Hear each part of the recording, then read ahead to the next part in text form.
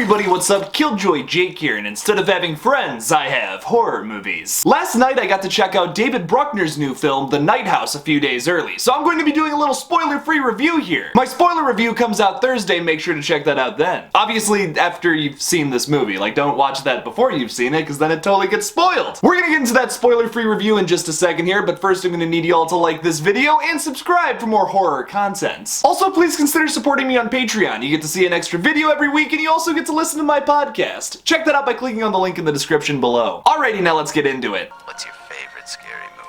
Well, I'm Pennywise the dancing clown. Oh, no, not the beast! Not the beast!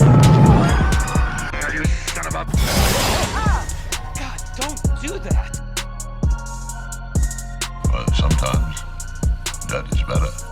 The Night House is about Rebecca Hall's character, whose husband kills himself before the movie even starts, and basically throughout the runtime of the film you find out that he had all these secrets that he kept from her, and there's this really big twist that happens at the end of the film. I'm of course not going to spoil that for you yet. But overall, I think the entire film and the twist is written pretty well. The ending, not so much. I feel like they had that really cool twist idea in there, and they didn't know where to take it from there. They didn't know how to end the film at all. It kind of just ends. There's a really weird final scene that I feel like just doesn't fit at the end of this movie. There's like a bunch of stuff that's set up throughout for the twist, and then there's like just this whole other scene after that that I feel like is completely unnecessary. Like you could have went a totally different direction with it. I can't really say much without spoiling it, but I do like the twist. I honestly didn't see it coming. There was a lot of really cool things throughout this, like a lot of seeds that would make sense as to like how that would be the twist. You could kind of see it coming if you like picked up on a few things. It was very, very similar to Hereditary. Honestly, this is just gonna come off as a diss, but it's the only way I can really put it. It kind of just seems like David Bruckner watched Hereditary and was like,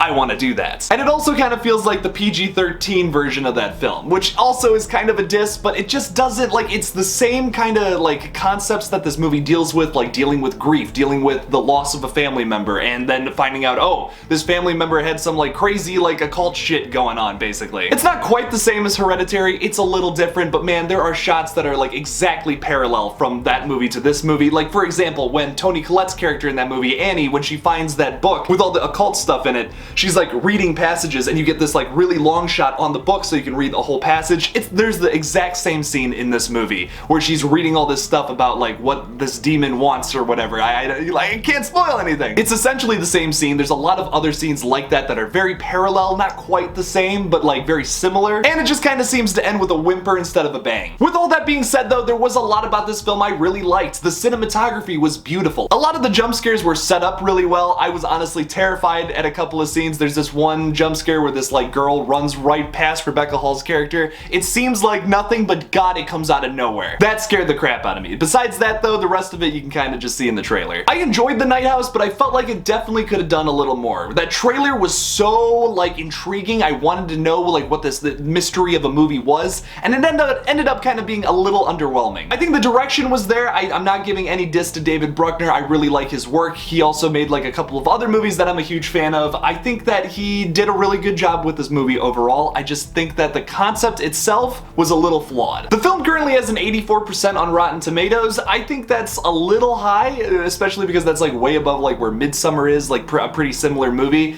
I feel like that movie is just a million times better. I would probably give this like a 60 something on Rotten Tomatoes. It's very middle of the road. It doesn't do anything like super special. Besides some of its really iconic scenes, like that's about it. The twist ending's cool. The very ending of the film though, I didn't really care for. Overall, I would probably give The Night House like 6 unfinished night houses in the middle of the woods out of 10 actually very nice lake cabins. I think that's a cabin, right? I mean, are cabins supposed to be made out of logs? I don't fucking know. I would give this movie 6 Rebecca Hall lookalikes out of 10 Rebecca Halls. That doesn't make any fucking sense. It gets a 6 out of 10. There we go. The bottom line. That's it. It was easily a 6, maybe a 6.5 out of 10 for me. My spoiler review of the film comes out Thursday morning. Make sure to check that out then, but until then, what did you guys think about this review? Are you excited for The Night House? Or are you gonna go see it? And have you already seen it? Maybe. I don't even know. Leave me a comment about it down below. Thank you all so much for watching my early review of The Night House. Don't forget to like this video and subscribe for more horror content. Make sure to follow me on Twitter, Instagram, and TikTok. Just look up KillJoy Jake. I'll come up. Make sure to check out my Patreon to get an extra video every week, and you also get to listen to my podcast. Check that out by clicking on the link in the description below. Thank you all again for watching, and as always, don't forget to kill it out there, y'all.